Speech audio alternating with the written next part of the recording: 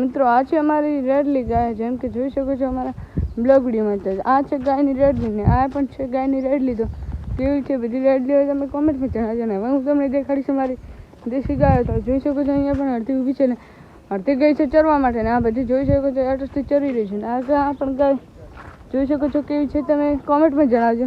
Video પસંદ આવે like subscribe કરવાનું ના ભૂલતા. મિત્રો ગાય માટે લાવી દીધી હતી અમે કાલ 4 ને. આ જોઈ શકો છો સારનું ભરીને લાવી હતું. સારનું ભરીને લાવી હતી.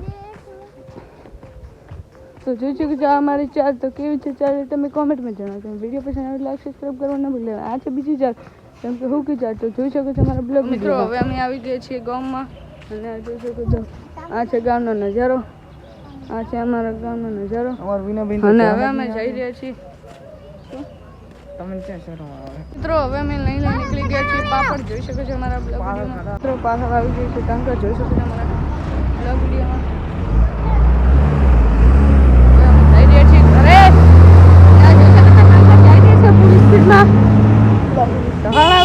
મિત્રો હવે અમે આવી ગયા છીએ ઘરે.